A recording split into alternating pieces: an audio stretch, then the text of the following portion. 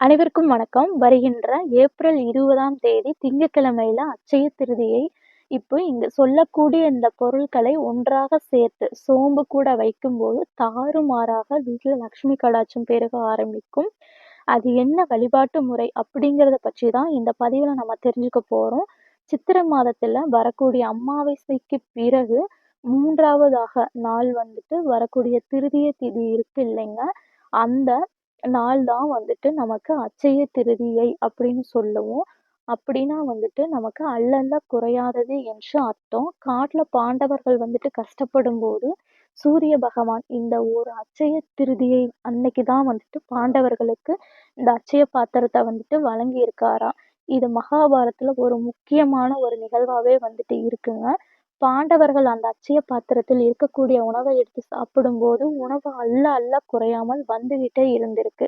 பாண்டவர்களோட பசி தீர்றது வரைக்கும் வந்துட்டு அந்த உணவு வந்து அந்த அட்சய பாத்திரத்துல குறையவே இல்லையாம். அதுதான் இந்த அட்சய திருதியை அன்று தங்கம், வெள்ளி வாங்குவதற்கான ஒரு யோகத்தை நமக்கு ஏற்படுத்திக் கொடுக்கும்.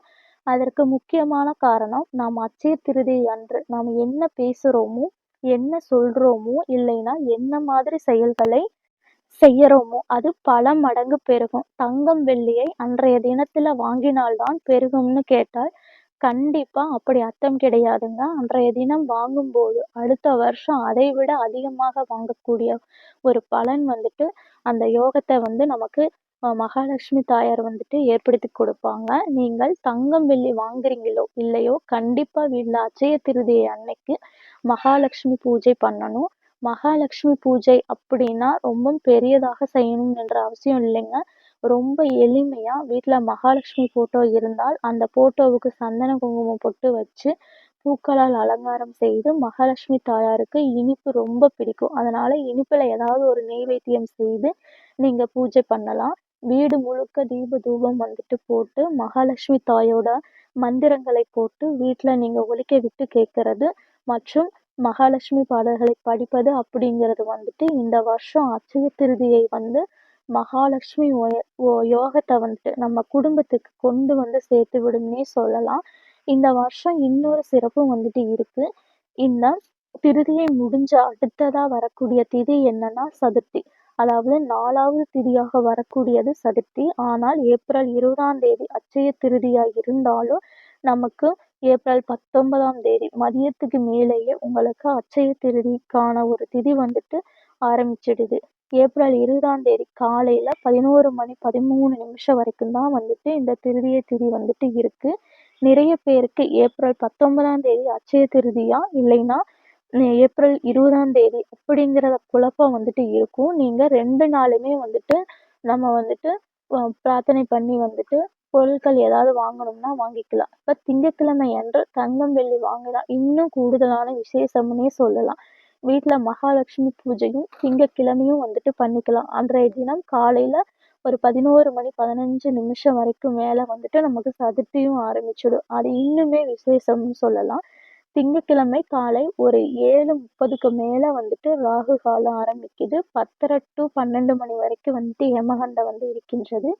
காலையில நீங்க பூஜை பண்ணணும் என்று நினைக்கிறவங்க ஒரு 1 மணி நேரங்கள் வந்துட்டு இருக்கின்றது. காலை 6:30ல இருந்து 7:30 மணி வரைக்கும் வந்துட்டு, அதுக்கப்புறமா 9:15ல இருந்து 10:15 வரைக்கும் இந்த 2 1 மணி நேரங்கள் வந்து ரொம்ப உகந்த நேரம்னே சொல்லலாம். இதை தவற விட்டுட்டீங்கன்னா 12:15ல இருந்து 1:15 வரைக்கும் வந்துட்டு இதே போல வீட்ல மகாலட்சுமி பூஜை பண்றதுக்கும் உகந்த ஒரு நேரமா இருக்குங்க. இதுதாங்க வீட்ல இந்த வருஷம் நம்ம அட்சய திருதியை ரொம்ப எளிமையாக வழிபடுவதற்கான வழிபாட்டு முறை. தங்கம், வெள்ளி தான் வாங்கணும் அப்படிங்கிற ஒரு கட்டாயம் கிடையவே கிடையாதுங்க. அதற்கு பதிலாக உங்கனால முடிந்த வீட்டுக்கு என்னென்ன பொருட்கள் வீட்டுக்கு வந்துட்டு தேவையாக இருக்கின்றதோ, அந்த பொருட்களை வந்து அன்று வாங்கி நீங்க வைத்தாலும் அது பல மடங்கு பெருகும். அது கூடவே இந்த சோம்பு பரிகாரம். சோம்பு அப்படிங்கிறது சாதாரணமா பொருள் கிடையாது. அது தன ஆகர்ஷண பொருட்கள்ல ஒரு முக்கியமான பொருள்னே சொல்லலாம். இந்த தன ஆகர்ஷண என்றால் தனதானியத்தை நம் பக்கம் காந்தம் போல வசீகர பண்ணக்கூடிய சக்தி வாய்ந்தது வந்துட்டு அந்த பொருளுக்கு வந்துட்டு இருக்கின்றது. அதுல வந்து தன ஆகர்ஷண மூலிகை இருக்கு. அப்படிப்பட்ட ஒரு தாந்திரீக பொருள் தான் இந்த சோம்பு. சோம்புக்கு வசீகர தன்மை வந்துட்டு ரொம்பவுமே அதிகங்க. பிரபஞ்சத்தோட சக்தியை தன் பக்கம் ஈர்த்துத் தரக்கூடிய சக்தி இந்த ஒரு சோம்புக்கு இருக்கு. சோம்புனா என்னங்கிறது எல்லாருக்குமே தெரிஞ்சிருக்கும். சோம்புனா பெருஞ்சீரகம். இப்ப நம்ம வந்து சமையலுக்கு 2 விதமான சீரகம் பயன்படுத்துவோம். ஒண்ணு சீரகம், இன்னொன்று பெருஞ்சீரகம். இதுல பெருஞ்சீரகம் அப்படிங்கிறது சோம்பு. அடுத்து வந்து மகாவிஷ்ணுவுக்கும், மகாலட்சுமி தாயாருக்கு உகந்த ஒரு அற்புதமான தாந்திரிக பொருள் பச்சை கற்பூரம். பச்சை கற்பூர வாசம் எங்கெல்லாம் வந்து இருக்கின்றதோ, அங்க மகாவிஷ்ணு இருப்பார். மகாவிஷ்ணு இருக்கக்கூடிய இடத்துல மகாலட்சுமி தாயார் தானா வந்துடுவாங்க. ஏன் தெரியுமா? மகாவிஷ்ணு தன்னோட மார்புல மகாலட்சுமிய வச்சிருக்காரு. அதுக்காகத்தான் காரணம். சரிங்க. அடுத்து ஒரு முக்கியமான பொருள் ஒரு மிளகு.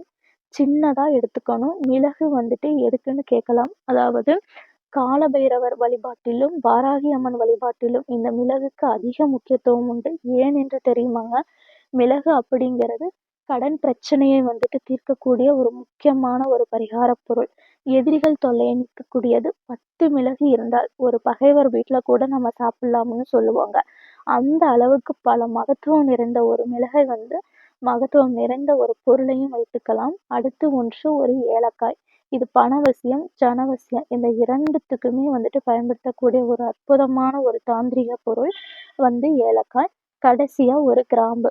மகாலட்சுமி தாயார் வந்து அமரக்கூடிய இந்த ஒரு சிம்மாசனம் பார்ப்பதற்கு தாமரை மலரோட இதழ் மாதிரியே வந்துட்டு இருக்கும். மொக்கு இருக்கிற மாதிரி நல்ல ஒரு கிராம்பை வந்துட்டு எடுத்து நீங்க வச்சுக்கணும். இந்த எல்லா பொருட்களையும் வந்துட்டு ஒரு சிறிய கிண்ணம் இல்லைன்னா அகல் விளக்குல எடுத்து நல்லா கழுவிட்டு அதுல மஞ்சள் குங்குமம் வச்சு அதுல போட்டு நீங்க வச்சுக்கணும். இந்த பரிகாரத்தை யாரு வேணாலும் செய்யலாம்.